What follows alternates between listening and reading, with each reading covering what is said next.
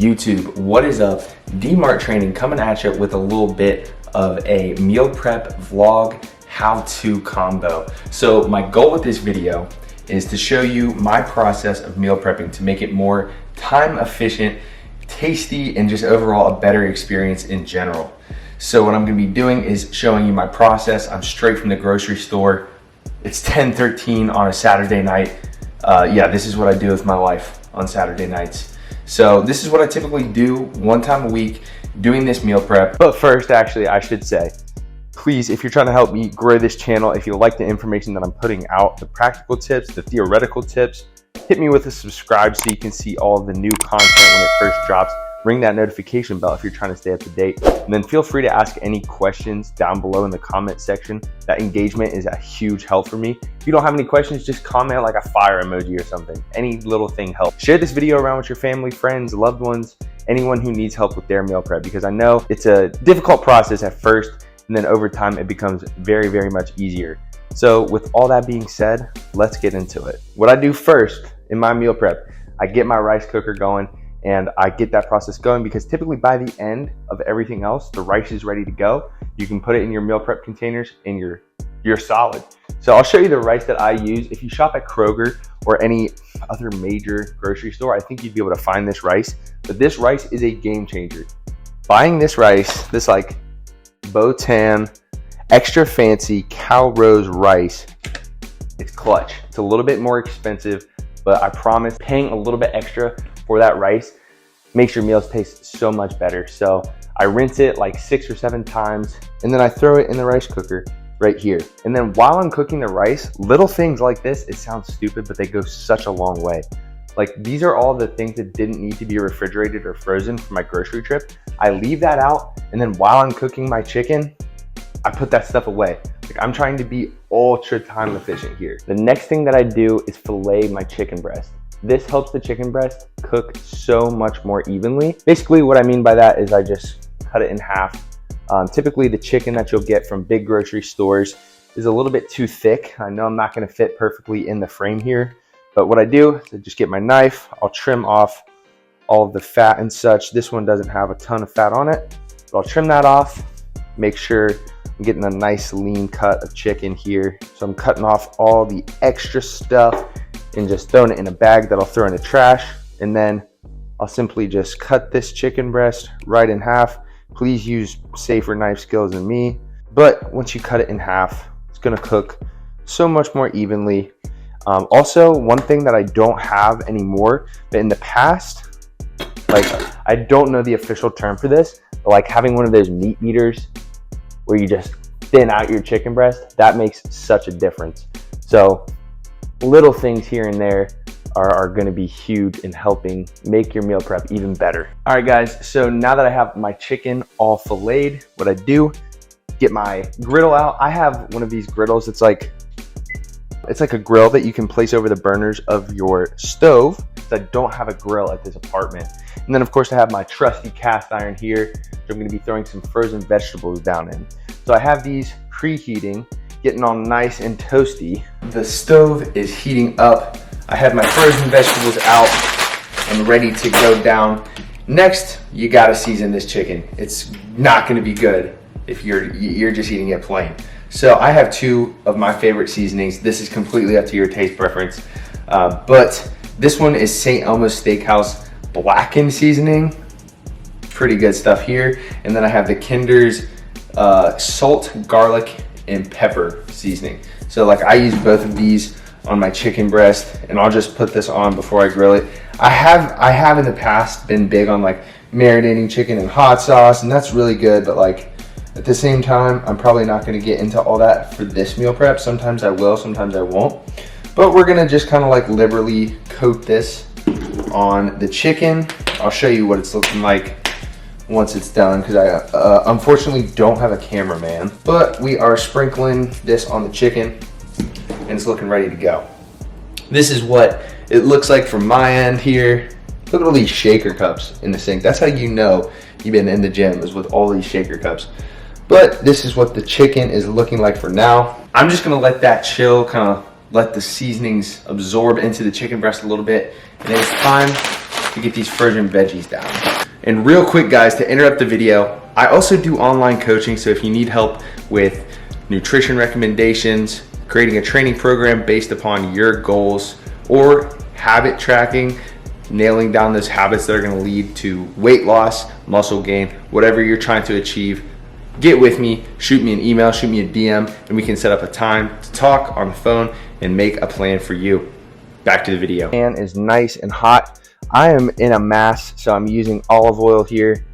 We're going to drizzle a little bit of olive oil here in the pan, and we're gonna get something so that I don't burn my hand, and just evenly disperse that olive oil. Also gonna use some Pam for the extra lubrication. Let's get these veggies down in here. So I typically put a ton of veggies in the pan. It's not the biggest pan, but the thing is, these vegetables, they cook down. They cook down quite a bit at the end of the day. Here I just have vegetables from Kroger, stir fry starters. It's got like broccoli, sugar snap peas, green beans, carrots. A pack of these is like $1.69, so it's pretty inexpensive. All these vegetables will get me through the week. And then of course, can't be forgetting these. Then I'm going to use more olive oil.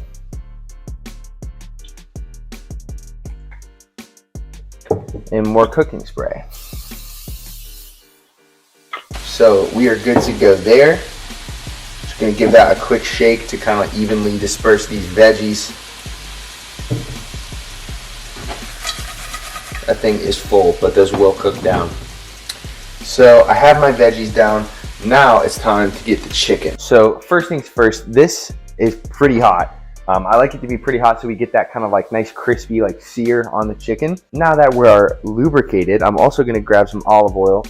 I'll use this, just a quick little drizzle here. Nothing crazy. Get that going. We're gonna let that sit for like 30 seconds as this chicken breast is about to go down. And you guys are gonna hear this delicious sound of the chicken breast. You want to hear that like sizzle. That's how you know you did it right. Meanwhile, you might be able to hear the cat in the background. He's currently chasing his ball. He likes to keep occupied while we do the videos, which is fine. All right, guys, so now we have the chicken breast down. Typically, I'll let this cook for anywhere from 8 to 10 minutes. You kind of can just tell when it is done. But first things first, I like to spray this other side with some Pam, and then drizzle just a tiny bit of olive oil around. Once again, I am massing, so like this will help it taste slightly better, but if you're not massing and you have to be conscious of calories, you got to be a little bit more careful with the oil. So let's get the seasoning on the other side. Seasoning goes a long way. Takes a little bit of effort, but at the end of the day, the taste goes a long way. And then we're just going to kind of like massage that seasoning in, make sure it covers the whole chicken breast. And we are good to go here.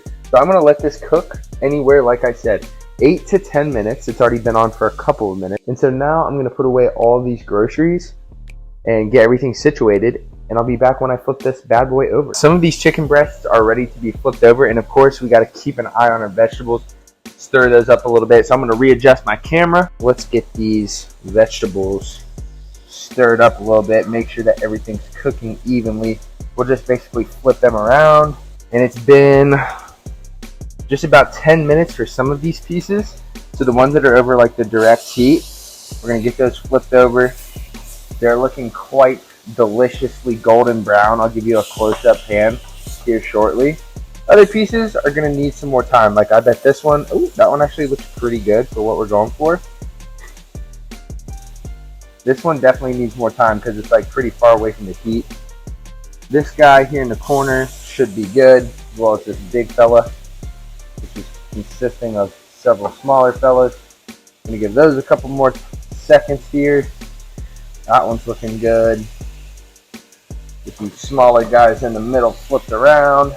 And my apologies, guys, I did have to turn on my microwave fan because I was getting quite a bit of steam, and I don't want the smoke alarm to go off at like 10:30. But I want you to take a look at the kind of texture of this chicken breast, see what we're going for. So texture and color is big. Basically, when you touch this, you want it to be just like kind of rigid and have that like crispy feel to it, right? So like all of these, the ones that I flipped over, were ready to go. However, when I was touching some of the other pieces, I could just tell they weren't quite there. So we're gonna give them a couple more minutes. Once again, they're not on the direct heat. And then we will get back to it, flip those over. My rice is almost done, so I'm gonna get all of my meal prep containers ready to go so I can weigh out the rice, get all this stuff in there, and be on my way. Alrighty guys, now it's time to get the rice into the containers while the chicken and stir-fry veggies finish up.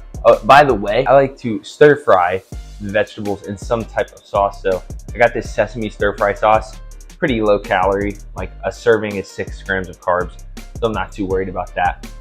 So I put the vegetables on simmer, the heat is off on the chicken, it's kind of just resting. That's an important part of the process. So maybe you're cooking your chicken on like, maybe it's like medium heat, 10-ish minutes per side. When I was grilling, I would do 8 minutes per side. So then let it rest for like 5 minutes. Just turn the heat off, let it chill there. Make sure you're doing that.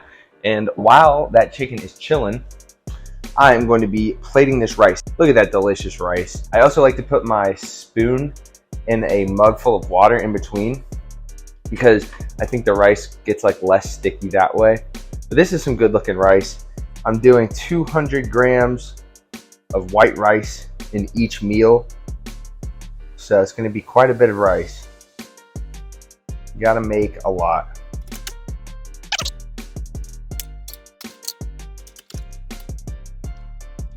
Alrighty guys, so I plated my rice.